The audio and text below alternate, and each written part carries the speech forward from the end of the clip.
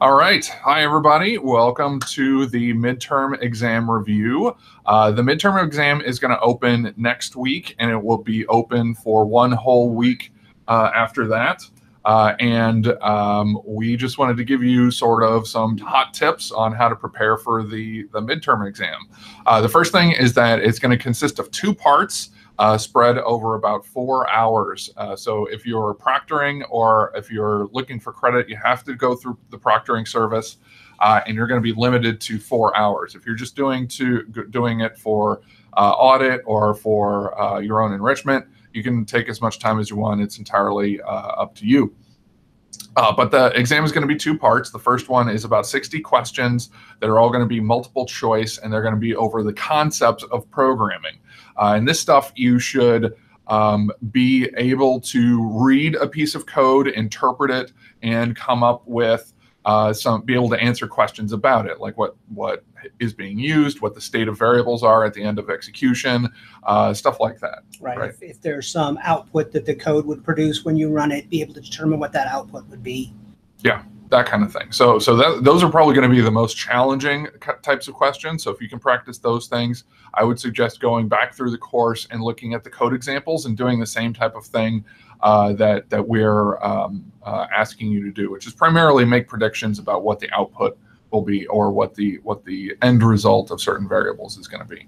And also going back and looking at the midterm exam study guide and making sure that you are familiar with each of the items listed in each of the sections. This is going to be over all of the material in the course up to this point. So starts in algorithms, goes through data representation, evaluating math expressions, variables, evaluating general expressions. That includes anything with logical operators and comparison operators, sequence, functions, decisions, and loops. So be ready to answer questions about those in the first part of the exam, which is those 60 multiple choice questions. Yeah, and as you go through the midterm exam study guide, one of the things that I recommend is as you're reading through the topics in there, if there's a particular topic in there that you feel very confident with, I would consider just crossing that off.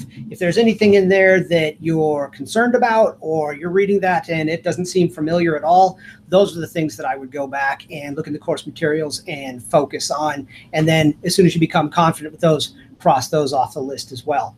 And then, of course, what you're aiming for is by the time you get to the exam, you've crossed everything off that list. Yeah. Yeah. So the midterm exam is there to guide you. It should be, or the midterm study guide is there to sort of direct you. It won't give you exact problems that you can work and stuff like that. So try to test yourself. And if you do and you go into the exam confident, you should be great. The second part of the exam is going to be a set of 8 Vocarium projects, and these are very small. When I say projects, they're actually little tiny problems. They're little programming tasks that we're going to ask you to do, and they're not going to be anywhere near as large as the projects that we're asking you to do normally in the class. They'll be much more of the scale of like the small exercises and things that we did there. But there are 8 of them. So as you're going through, make sure that you do complete all 8. And the way you do this, you're going to go to one page and it's going to be a single part, and you're going to see that first part. You want to go, once you do that first part and you submit it, make sure that you go up to the top and click an arrow next to the name of that part, and you'll see a drop-down list of all the remaining parts that you can work on. And make sure you do every single one of those so you get full credit for your hard work. And absolutely submit something for each part. If you are stuck on that, make your best guess. Take it apart, figure out what pieces of it you can make sense of, and produce something that starts to address that.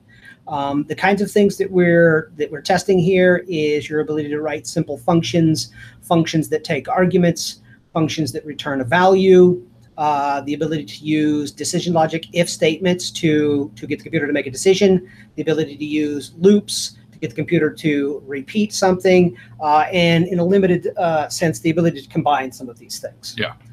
But again, nothing anywhere near as sophisticated as the programs that you've been writing lately. Yeah, and they're going to be pretty strictly defined, so we're not going to give you a problem and be like, write excuse me, write something that does this. We're gonna that solves this problem. We're gonna say specifically write this thing that produces this kind of output, does this kind of functionality. Right, and in most cases, you'll be given specific examples. For example, given this, the output would be that. Yeah, yeah. And one thing to keep track of is if the question asks for you to return something, don't print something. Print and return are two different things, right? So make sure that you're using the return keyword when the question asks you to return something, and make sure you're using the print function when the question asks you to print something. So those are the two things we see students miss most is getting those two things confused.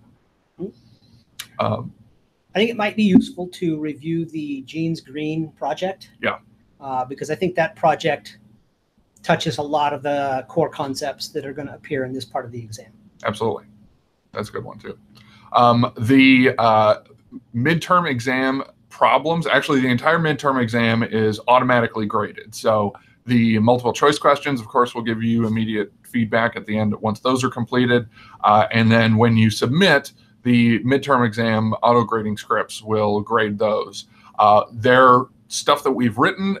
We are programmers and we are human, so they are flawed. So we also go through and for the ID verified students, we make sure that that the auto grade system worked and that it gave you the points you deserve and stuff like that. So if it doesn't look right, or if the auto grading script crashed during your program execution, you didn't get 0 on it. It just means we're going to come back around during the few days after the exam is over to check all of those things. But it gives us a first guess at what you're working on. Yeah. I'd also say not all students take the full 4 hours. The idea is that 2 hours for the first half, 2 hours for the second half. But the 4 hours is there because we don't want you to be pressured and squeezed and feel like you don't have the time to thoroughly consider these questions and these problems and take your time to solve them adequately. So this is our attempt to give you more than adequate amount of time. Yeah. So and feel free to use the entire time. Yeah. So I'm a big fan of use the available time. Absolutely. Check over your work. Do it twice. Make sure you're sane. It is 4 hours. If you're proctoring, you can't leave, or else your proctoring review won't pass and you won't get a grade. So make sure you take a bathroom break right before you sit down to do the exam, and stay hydrated, but don't drink too much so that you can make it through the whole thing without having to need a break or endanger your proctoring. Anything else? That's all I can think of. Okay. So we will be, if you guys have questions about how to study or prepare for the exam, any further than that, we'll be in the discussion boards as always. And we're happy to answer any questions you have about how the exam goes. If you have taken the exam already and you want to post some questions about the exam, please do not share the contents of the exam online. Try to be vague so that other students don't get answers that they don't deserve. But we do want to answer any questions that you have. We just want to make sure we're protecting the sort of integrity of the exam itself. Right. And on the back of that, I would also mention that the exam is as much an assessment of the course and its effectiveness as it is an assessment of the students. So yeah, we learn as much from how well you do on the exams as hopefully you're learning in the course. Yeah, definitely. Absolutely. All right. All right. We'll see you guys online.